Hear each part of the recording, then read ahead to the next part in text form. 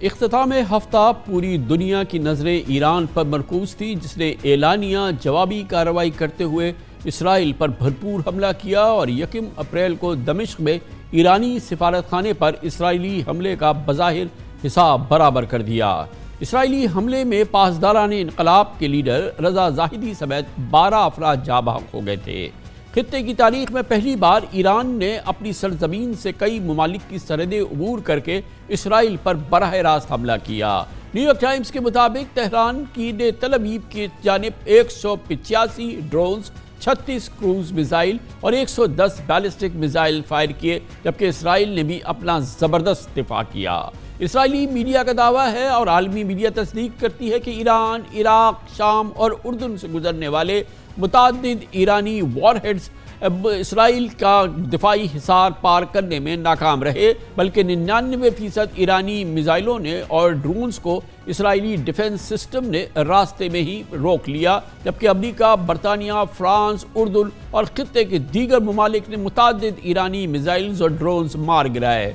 گویا ایران اس محاذ پر تنہا لڑ رہا تھا اور دوسری جانب اسرائیل کا دفاع امریکہ، برطانیہ اور اس کے اتحادیوں سمیت کچھ مسلمان ممالک بھی کر رہے تھے، جبکہ اسرائیل کا اپنا میزائل شکن نظام آئرن ڈوم، ڈیون سلنگ اور پیٹریٹ ایئر ڈیفنس سسٹم بھی پوری طرح فعال نظر آیا۔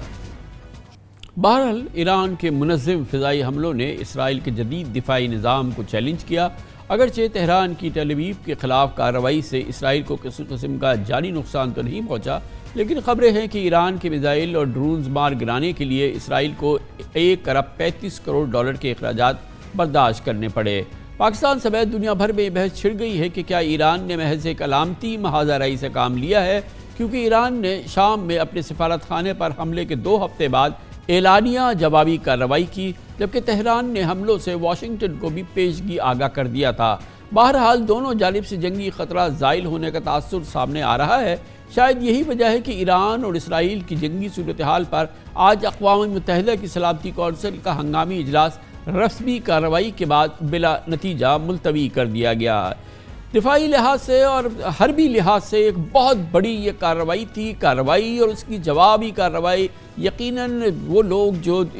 حربی مسائل کو، حربی معاملات کو، فوجی معاملات کو، جنگی معاملات کو دیکھتے ہیں، ان کے لیے ایک بہت ہی امپورٹنٹ، بہت ہی دلچسپ معاملہ ہے، اور اسی موضوع پر ہم بات کرتے ہیں۔ اس کے لیے ہم نے دعوت دی ہے ایئر وائس مارشل ریٹائرڈ جناب شہزاد چودھری کو۔ بہت بہت شکریہ ایئر وائس مارشل صاحب، آپ نے ہمیں جوائن کیا ہے۔ اس کے سیاسی اور جو سفارتی معاملات ہیں اس کو بالائے طاق رکھتے ہوئے ہم ذرا اس کی حربی، یہ جو عسکری فوجی معاملات ہیں، اس پر ہم آپ سے درخواست کریں گے کہ آپ نگاہ ڈالیے، کیونکہ ایک جانب سے یہ کہ بہت ہی کافی بڑا میسو اٹیک تھا، ایران کی جانب سے براہ راست حملہ تھا اسرائیل پر، اور ظاہر ہے کہ میل ہا میل دور سے، سینکڑوں ہزاروں میل دور سے یہ حملہ کیا گیا، اور اس میں سینکڑوں میزائل استعمال ہو گئے، ڈرونز ہو گئے، کروز میزائلز، بیلسٹک میزائلز، اور مگر یہ ایک اس حصار کو، دفاعی حصار کو نہیں پار کر سکے مجموعی طور پہ جو اسرائیل کا اپنا ترتیب کردہ تھا، اور اس کے جو اتحادی تھے انہوں نے اس کی مدد کی اور اس کے ساتھ مل کے اس کو تقریباً امپاسبل بنا دیا کہ اس کا کوئی بڑا اثر ہو۔ لیکن کیا ایران کی اس کارروائی کو ہم فوجی معاملات میں ایک ناکامی قرار دیں گے؟ نہیں، ناکامی قرار نہیں دیں گے۔ دیکھیے 2 چیزیں ہوئیں اس کے اندر۔ ایک تو یہ کہ ایران نے اپنی جو کیپیبلٹی تھی، جو اس کی قابلیت تھی، اس کا اظہار کیا، اور کس طریقے سے اظہار کیا؟ بہت سارے میلوں پہ، 100 ہزاروں میلوں کے اوپر لے جا کے اپنے ڈرونز کو، اپنے میزائلز کو اور کروز میزائلز کو، راکٹس کو، ان سب کو اکٹھا یکجا کیا ایک وقت میں، جسے کہتے ہیں سینرجی آف دی ایفرٹ، اور اس سینرجی کی وجہ سے وہ اپنا جو ویٹ آف اٹیک ہے اس کو اسٹیبلش کرنے میں کامیاب ہوا۔ اب سوال یہ پیدا ہوتا ہے کہ اگر ان کو 90% بھی مان لے، اگر کہ 99% کے قریب انہوں نے انٹرسیپٹ کیے، تو اندازہ لگائیے کہ اگر اس کو ڈبل کر دیا جاتا، یعنی ڈرونز بھی ڈبل ہو جاتے، میزائل بھی ڈبل ہو جاتے، کروز میزائل بھی ڈبل ہو جاتے، اور یہ جو بیلسٹک میزائلز ہیں ان کو بھی زیادہ کر دیا جاتا، تو اس کا مطلب ہے کہ ایک بڑا ویٹ آف اٹیک زیادہ جا سکتا تھا اپنے ٹارگٹس کے اوپر۔ تو اس لیے انہوں نے نپا تلا کام اس لیے کیا کہ اس قسم کی تباہی نہیں چاہتے تھے جس سے کہ جو جنگ ہے اس کا دائرہ بڑھ جائے اور اسرائیل کو موقع مل جائے ایران کو اس بیچ میں گھسیٹنے کا، اور ساتھ ہی ساتھ امریکہ کو مجبور کر دیا جائے کہ وہ بھی اس جنگ کا کسی نہ کسی شکل میں حصے دار بن جائے. تو اس سے بچنے کے لیے، جو کہ ایران بہت بہتر سمجھتا تھا کہ اس لیول پہ کام کیا جائے جہاں پر کہ پیغام پہنچ جائے، ڈیٹرنس اسٹیبلش ہو جائے، اور یہ بتایا جائے کہ آج تو کنونشنل وار ہیڈز کے ساتھ ہم نے یہ کام کیا، روایتی ہتھیاروں کے ساتھ، لیکن ایران ایک ایسا ملک ہے جس کو کہا جاتا ہے کہ ایک کلوزٹ نیوکلیئر پار ہے. اگر اس قسم کی اس کے پاس نیوکلیئر کیپیبلٹی ہے، کچھ وار ہیڈ ہوں گے، کچھ تھوڑی بہت کیپیبلٹی کے ہوں گے، اگر وہ اس میں خدا نخواستہ شامل ہوں اور وہاں پر ریچ اور ایکسس اور پہنچ سکتا ہے وہاں کے ٹارگٹس تک، تو میرا خیال ہے ایک بہت بڑا پیغام آپ نے دنیا جیسے کے لیے بھی ابتدا میں اور اسرائیل کے لیے بھی. فرمایا کہ ایران نے اپنی دفاعی کیپیبلٹیز کو اسٹیبلش کیا، اس نے دکھایا کہ ہماری استعداد ہے، لیکن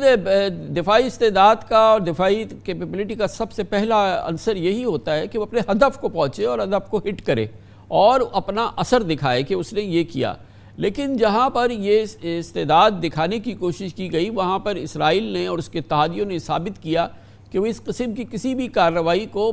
بہت ہی کنکلوسیولی جو ہے وہ ناکام بنا سکتے ہیں. تو اس طرح سے یہ جو استعداد ہے، یہ کیپیبلٹی ہے، یہ نیگیٹیولی ایکسپوزڈ تو نہیں ہوئی ایران کی؟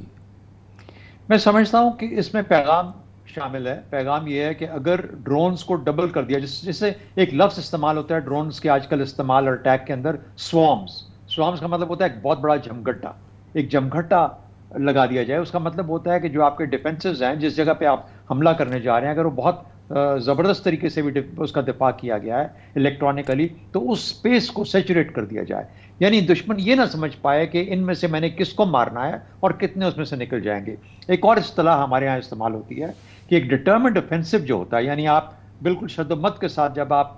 کسی طریقے سے جارحانہ کوئی عمل کرتے ہیں، تو اوفینس جو ہوتا ہے، جو اوفینسو ہوتا ہے، وہ ہمیشہ گیٹ تھرو کر جاتا ہے. کوئی دنیا کا دفاع ایسا نہیں ہے جو 100% دفاع کر سکے. لیکن اس کے ساتھ یہ بھی مجھے کہنے دیجئے کہ جو اسرائیل نے اپنا دفاعی نظام کریٹ کیا ہے، وہ بہت افیکٹو ہے. کسی بھی ملک کے حساب سے ایک بہت افیکٹو دفاعی نظام ہے، جس میں 3 تہیں ہیں. پہلی تہ ہے جو کہ اس کو امیجیٹلی راکٹس وغیرہ جو کہ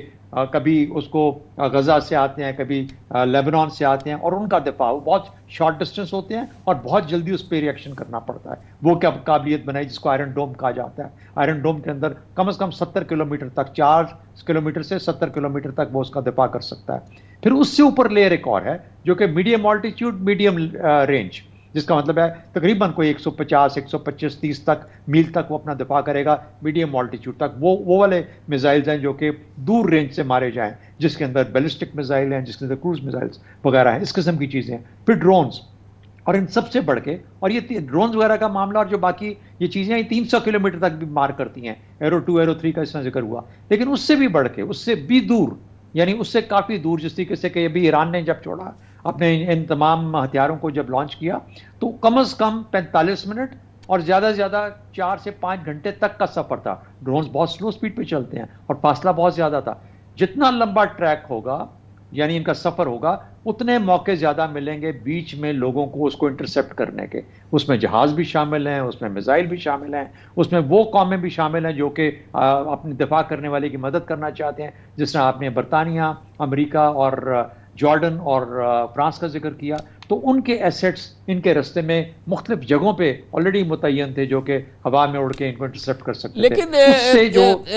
امام صاحب بجا آپ نے فرمایا، لیکن جو بھی حربی کارروائی ہوتی ہے، جو بھی حملہ ہوتا ہے، اس کا سب سے بڑا ضرورت اس کی ہوتی ہے سرپرائز، کہ وہ بالکل سرپرائز ہو اس کے اندر، تاکہ کم سے کم تیاری کا موقع مل سکے دشمن کو اور ہدف کو. لیکن یہ بہت اعلانیہ کارروائی تھی، باقاعدہ اس کی اطلاع دی گئی، باقاعدہ اس کو بتایا گیا. اور جیسے آپ نے فرمایا کہ اس میں تو بعض جو ایلیمنٹس تھے، اس میں تو 4 گھنٹے کا سفر بھی تھا، 5 گھنٹے کا سفر بھی تھا. وہ لانچ ہوئے تو سب کو پتا تھا اب لانچ ہو گئے، تو تیاری کا پورا موقع اس میں حاصل تھا. تو بڑی حد تک یہ علامتی ہی کارروائی رہی نا احمد صاحب. ورنہ آپ دیکھیے اگر سرپرائز ہو تو سرپرائز تو وہ تھا جو کہ اسرائیل نے کیا، اور ڈیماسکس پہ ظاہر ہے کہ وہ انارمڈ سفارت خانہ تھا یا کانسلیٹ آفس تھا ایران کا، اس کو انہوں نے ہٹ کیا اور وہ اس کو بالکل ڈسٹرائے کر دیا. لیکن یہ والی جو کارروائی تھی، اس میں علامتی عمل زیادہ تھا میرے خیال میں. اس میں دیکھیے اعلانیہ تھا، علامتی اس طرح بھی ہو سکتا ہے کہ ہاں ایک ایسا جس میں کہ ایران مجبور تھا جواب دینے پہ، دینا ہی دینا تھا، لیکن اس سے پہلے ایک بہت ہیکٹک ڈپلومیٹک ایکٹیویٹی ہوئی جس کے اندر کہ اس کے سکیل کو ذرا کم کیا گیا کہ ایسا حملہ نہ ہو جس سے کہ اسرائیل کو موقع ملے یا اس کو ایک اور وجہ ملے کہ اس سے بھی ذرا بڑھ کے اور بڑا حملہ وہ واپس ایران پہ کرے، جس سے کہ جنگ کا دائرہ کار بہت بڑھ جائے، جو کہ دنیا میں اس وقت کوئی نہیں چاہتا۔ معاشی طور پر معاملات بہت غلط ہو سکتے ہیں، اس سے تیل کی قیمتیں بہت چڑھ سکتی ہیں۔ تو یہ تمام چیزوں کو مد نظر رکھتے ہوئے، اور یہ بھی پھر اسپیس سیونگ کے لیے بھی ایک ایسا موقع دینا کہ ایران اپنا بدلہ بھی چکا لے، لیکن اس حد تک چکائے جو کہ ہضم کرنا اسرائیل کے لیے آسان ہو، وہ بھی اپنے طور پہ موجود تھا اس کے اندر ایلیمنٹ۔ لیکن میں یہی بات دوبارہ کہنا چاہتا ہوں کہ جب ایران نے یہ کام کیا تو ایران نے یہ ثابت کیا یا یہ دکھایا کہ ابھی تو میں نے 180 یا 170 ڈرون چھوڑے، کیا کہ میں 500 ڈرون چھوڑ دوں، کیا کہ میں 30 کروز میزائل کی بجائے 100 کروز میزائل چھوڑ دوں۔ یاد رکھیں جب امریکہ نے کروز میزائل چھوڑے تھے جب اسامہ بن لادن کے خلاف جلال آباد کی طرف، جب وہ گلف کے ایریا سے آتے اور اٹیک کیا تھا، 100 کی تعداد میں چھوڑے تھے، انہوں نے تو صرف 30 چھوڑے۔ اچھا، بہر صورت ہر حملے کی ایک قیمت ہوتی ہے، آپ کو اپنی معاشی کیپیسٹی، فائنینشیل کیپیسٹی کے حساب سے بھی ڈٹرمن کرنا پڑتا ہے، اور پھر عمومی جو دنیا کے معاملات ہوتے ہیں اس تناظر میں بھی دیکھنا پڑتا ہے کہ کس حد تک اس ویٹ آف جی سر، ایک اہم پہلو جس میں ایک اور وہ بھی، کیونکہ جب اس قسم کی کارروائی ہو اور اس لیول کی کارروائی ہو جس میں پوری دنیا اپنی طرف متوجہ ہو جائے، تو وہاں پہ جہاں پہ آپ کی دفاعی استعداد، دفاعی طاقت، آپ کی اپنی ملٹری کیپیبلٹیز کاؤنٹ کرتی ہے، وہاں پہ بہرحال آپ کا دنیا میں جو معاملہ ہے، آپ کے تعلق اور آپ کے الائز، آپ کے کتنے ساتھی ہیں، وہ بھی بڑا کاؤنٹ کرتا ہے۔ اس معاملے میں ہم نے جہاں ایک جانب ایران کی اس کارروائی کے بارے میں ہم جو بھی کہہ سکے، مغرب تو کہتا ہے کہ سٹننگ ڈیفیٹ ہے، لیکن بہرحال لیکن سفارتی سطح پر بھی ہم نے دیکھا کہ ایک جانب ایران جو تھا وہ عالمی سطح پر اس پوری کارروائی میں تقریباً تنہا نظر آیا، جبکہ اسرائیل کے ساتھ ٹھیک ہے امریکہ کھڑا رہا، برطانیہ کھڑا رہا، فرانس کھڑا رہا، عملی طور پہ کھڑا رہا، خالی کھڑا نہیں رہا، اس نے تو باقاعدہ ان کے ساتھ مل کے اس کے خلاف جوابی کارروائی کی، مگر مسلمان ممالک بھی چند ایسے رہے، اردن اعلانیہ مکمل طور پہ جو ہے وہ اسرائیل کے ساتھ کھڑا رہا، اور اس طرح سے اسرائیل کی جو کیفیت تھی سفارتی سطح پر وہ کافی مستحکم رہی، جبکہ ایران تقریباً تنہا نظر آیا۔ اسرائیل کی سفارتی سطح اعلانیہ طور پر کامیاب رہی، کامیاب نظر آئی، لیکن یہی ممالک اسرائیل کو غزہ کے اوپر بہت سختی سے متنبع کرتے رہے کہ آپ کو اپنے کردار کو بدلنا ہوگا۔ امریکہ نے for the first time ever ان سے یہ کہا کہ ہمیں اپنی پالیسی آپ کے بارے میں تبدیل کرنا پڑے گی اگر آپ غزہ کے اندر اپنے پالیسی کو یا اپنے رویے کو تبدیل نہیں کریں گے۔ تو یہ بھی ہوا، یہ بھی انہی کے جو الائز ہیں انہوں نے یہ دکھایا۔ دوسری بات، 1 اپریل سے لے کے 14 اپریل تک، یعنی 2 ہفتے کا ٹائم جو تھا، اس کے اندر کون کون سے ممالک کا ایران کے ساتھ رابطہ رہا؟ یعنی سب سے بڑھ کے تو یہ دیکھیے کہ قطر دوحہ کے اندر ایک ایسی کانفرنس جاری تھی جس میں حماس اور سیز فائر کے بارے میں غزہ میں بات ہو رہی تھی، وہاں پر تمام لوگ موجود تھے۔ جب یہ معاملہ ہوا تو اس کو سکیل ڈاؤن کرنے کے لیے ان تمام ممالک کا رابطہ کسی نہ کسی شکل میں ایران کے ساتھ یقینی طور پر موجود تھا، جس کی وجہ سے یہ جو سکیل تھا۔ پھر ایران کے اپنے بھی تو فیصلے ہیں، ایران نے خود بھی تو سوچنا ہے کہ مجھے کس لیول تک جانا ہے۔ دیکھیے، ایران اور پاکستان کے بیچ میں ایک چھوٹا سا ایک مسئلہ ہوا، دونوں ممالک نے جب اٹیکس کیے تو ایک طریقے سے اس کا ایک